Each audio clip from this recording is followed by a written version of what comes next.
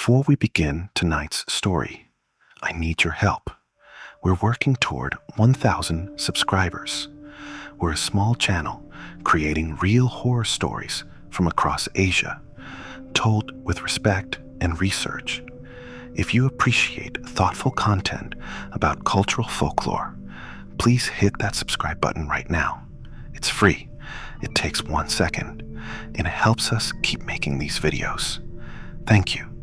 Now, tonight's story, Japan. A woman receives a marriage proposal from a man she's never met. She refuses, but the proposals keep coming. Letters, gifts, phone calls. Then she discovers the truth. The man proposing is dead, has been dead for 3 years, but he still wants a bride. They call it Yūrei Kekkon, ghost marriage. In Japanese tradition, some spirits cannot rest until they're married. Young people who died before finding love. Their families arrange marriages with the living or with other ghosts to bring them peace. But sometimes the ghost chooses their own bride and they don't ask permission. This is the story of Akiko Yamamoto, Kyoto, 2011, a woman who kept a photograph and accidentally agreed to marry a dead man. This is Yūrei Kekkon, the ghost groom, and according to Akiko, some wedding vows last beyond death. Let's begin. The photograph, Kyoto, Japan, March 2011. Akiko Yamamoto was 26 years old, single, working as a graphic designer in Kyoto, living alone in a small apartment near Kyoto district. Her family was traditional, conservative. They worried she wasn't married yet, but Akiko was focused on her career. Marriage could wait. March 2011, 3 weeks after her 26th birthday, Akiko found a letter in her mailbox. Not a bill, not advertising. Formal, expensive cream paper. Heavy, the kind used for important announcements. She opened it standing in her apartment hallway. It was a marriage proposal from the Tanaka family, formally proposing their son, Kenji Tanaka, as a suitable match for marriage. The letter was written in perfect formal Japanese, polite, respectful, but firm. Akiko had never heard the name Tanaka, never met anyone named Kenji. She assumed it was a mistake, wrong address, wrong Yamamoto. She threw the letter away. 2 weeks later, another letter arrived. Same family, same proposal, but more insistent this time. And this time, it included a photograph, Kenji Tanaka.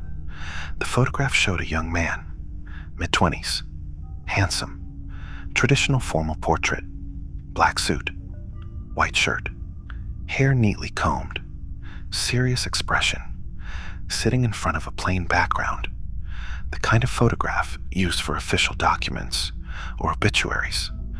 Something about his eyes disturbed Akiko. They looked sad, lost, like he was asking for help. The letter included a phone number, a request to call, to discuss arrangements. Akiko was annoyed now. This wasn't a mistake.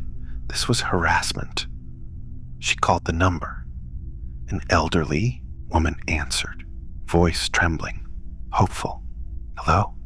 Is this Yamamoto-san? Yes, Akiko said. I received your letters. I don't know who you are. I don't know your son. Please stop contacting me. The woman on the phone started crying. Soft, desperate crying. Please, she said. Please just meet him once. He's been waiting so long. 3 years. He chose you specifically. I saw you at the station that morning. He saw you too, just before. She trailed off, sobbing. Before what? Akiko asked. Before the accident. He saw you, and he smiled. It was the last time I saw him smile. Please, you have his photograph now. That means you've accepted the proposal. In tradition, you can't refuse now. Akiko's blood went cold. What accident? What are you talking about? The car accident. March 15th, 2008. He was on his way to meet his girlfriend. They were going to discuss marriage, but he never arrived. The car hit him at the crossing near Kiyomizu Temple. He died instantly. He was only 24 years old. The phone went silent except for the old woman's crying. "Your son is dead?" Akiko whispered. "Yes, 3 years ago. But he can't rest. He wanders. I see him in the house, standing in his room, looking out the window, waiting. My husband and I consulted a priest. He said Kenji's spirit is bound here because he died before marriage, before fulfilling that duty. We need to arrange a ghost marriage, Yūrei Kekkon, to release him." Akiko felt sick. "I'm not marrying a dead man. This is insane. Don't contact me again." She hung up. That night, Akiko couldn't sleep. She kept thinking about the photograph, about Kenji's sad eyes, about what the mother said. "He saw you at the station." He smiled. At 2 a.m, she got up, turned on the light, looked at the photograph again. That's when she noticed it. In the bottom corner, small printed text. The date the photograph was taken, March 15, 2008, the day he died. Akiko grabbed her laptop, searched online. Kenji Tanaka Kyoto accident 2008. The results appeared immediately. Obituary, local news article. Car accident, March 15th, 2008. Pedestrian struck and killed at Kiyomizu Crossing. Kenji Tanaka, age 24. Survived by parents. Memorial service held at Higashi Honganji Temple. There was a photograph with the article. The same photograph. The same young man. The same sad eyes. Kenji Tanaka had been dead for 3 years, and his parents were trying to marry him off. To her, a complete stranger, to bring his spirit peace. Akiko threw the photograph in the trash, blocked the phone number, tried to forget. But that night, she dreamed of him, Kenji Tanaka, standing at the foot of her bed, wearing the black suit from the photograph, looking at her with those sad, lost eyes. "You kept my photograph," he said. His voice was soft, polite, but hollow, like an echo. "That means yes, in tradition. You kept it overnight. You accepted the proposal. We're engaged now." Akiko tried to scream. Couldn't. Tried to move. Couldn't. Sleep paralysis. Or something worse. Kenji stepped closer. "I've been waiting 3 years, watching you. Since that morning at the station. You smiled at me, just for a second, while waiting for the train. You don't remember, but I do. It was the last kind thing I saw before I died." He reached toward her face, his hand pale, translucent. "I chose you, and you kept my photograph. We're bound now." Akiko woke up screaming. Morning sunlight filled the room. Just a nightmare, just stress and fear. But when she looked at her nightstand, her blood froze. The photograph was there, right beside her bed, not in the trash. There, perfectly placed, as if someone had carefully set it there while she slept. Akiko grabbed it, ran outside, threw it in the building's dumpster, watched it disappear into the garbage. She went to work, tried to focus, couldn't. All day, she felt watched, like someone was standing just behind her. But when she turned, nothing. That evening, she came home. The photograph was on her kitchen table, perfectly clean, not a spot of garbage on it, just sitting there, waiting. Akiko's hands shook. This wasn't possible. She'd thrown it away, seen it buried in trash. She grabbed it again. This time she burned it, held it over her stove flame, watched it curl and blacken, watched it turn to ash, made sure every piece was destroyed. The ashes went down the sink, washed away, gone. That night, she barely slept. Every sound made her jump. Every shadow looked like a person standing, watching. Morning came. She checked the apartment. No photograph. Relief flooded through her. It was over. Burning it worked. She went to check her mail. There, in her mailbox, a new envelope. Inside, the photograph. Perfect, unburned, as if it had never been destroyed. And a new letter. The wedding ceremony is scheduled for April 10th, 2 weeks from today. The priest will perform the ritual at Higashi Honganji Temple. You will wear white, I will wear black. My parents have prepared everything. Please don't fight this. Breaking an engagement, even with a ghost, brings terrible luck. I'll see you soon. Your fiancé, Kenji. The letter was handwritten in Kenji's handwriting from 3 years after he died. Akiko ran to the police. They were sympathetic, but useless. It's harassment, yes, but it's not illegal. The family is grieving. They're traditional. They believe in these rituals. Just block them. Ignore it. They're planning a wedding, Akiko said. They think I'm marrying their dead son. The officer looked uncomfortable. In Japan, ghost marriages are. They're not common, but they're not unheard of. Usually, both parties are deceased. Sometimes families arrange them for peace. Legally, there's nothing we can do unless they threaten you physically. That night, Akiko stayed with a friend, explained everything. Her friend thought she was stressed, overworked, imagining things, until they both saw him. 3 a.m. Akiko's friend shook her awake. There's someone outside, standing on the street, staring up at the building. He's been there for an hour. They looked out the window. A man in a black suit, standing under a streetlight, looking directly at the window, directly at Akiko. Kenji Tanaka. Even from 4 stories up, she could see his face, those sad, determined eyes.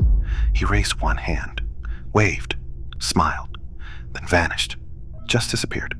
One moment there, next moment gone. Akiko's friend went pale. What the hell was that? My fiancé, Akiko whispered. The ghost who wants to marry me. The next morning, Akiko contacted every temple, every shrine, every spiritual expert she could find. Most dismissed her. Some wanted money for fake rituals.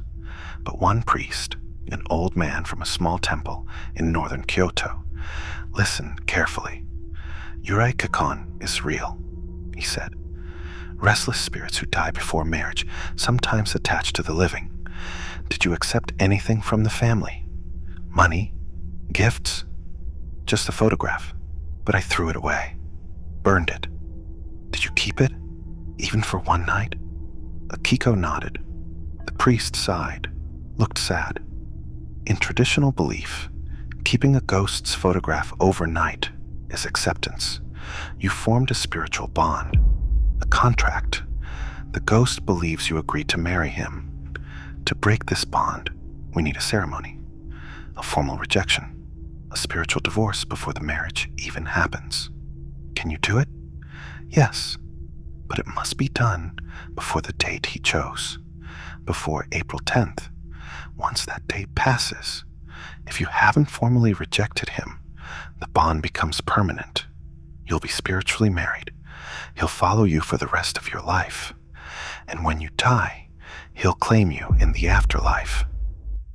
3 days before April 10th, the priest performed the ritual in a small temple, incense burning, sutras chanted.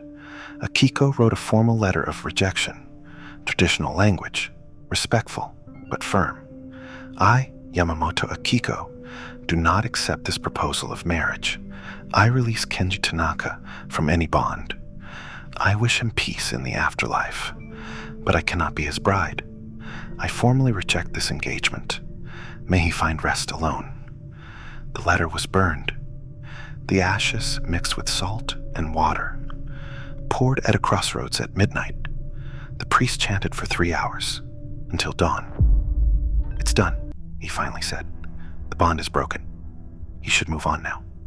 That night, April 9th, One day before the wedding date, Akiko dreamed of Kenji one last time. He stood in darkness, still in his black suit, but fading, becoming transparent. "I waited 3 years," he said. "No anger, just sadness. I thought you were the one. I thought you'd save me from this loneliness. But I understand now. You were never mine. I'm sorry for frightening you. I'll go now, but..." He paused, looked at her with those sad, lost eyes one last time. "I'll still wait, even in the afterlife, even knowing you'll never come. I'll wait, because I don't know how to do anything else." Then he was gone, completely, finally. The letter stopped. The photograph never returned. Mrs. Tanaka never called again. The wedding date passed without incident. Akiko moved apartments, changed her phone number, tried to move on, but sometimes, late at night, she sees him, just for a second, in reflections, in train windows, in crowds, still in his black suit, still watching, still waiting for the bride who said no. That was Kyoto, 2011. Akiko broke the bond, but she'll never forget. Yūrei Kekkon, ghost marriage, is a real practice in Japan, usually arranged between 2 deceased people, bringing peace to spirits who died before marriage. It's done with respect, with ritual, with consent. But sometimes, as Akiko learned, the dead don't ask permission, they simply choose. And tradition says, if you accept anything from a ghost, even by accident, you may have agreed to something you don't understand. What do you think? Real supernatural bond? Psychological manifestation of guilt and fear? Cultural belief becoming reality? Let us know in the comments. And before we end, one final request. We're working toward 1,000 subscribers. We create thoughtful, researched content about Asian folklore and true encounters. If you appreciate what we do, please subscribe. Please share. Please help us reach that goal. Thank you for watching. Until next time, treat the dead with respect. And if you receive a photograph from a stranger, check if they're still alive before you keep it. Because in Japan, some engagements last forever.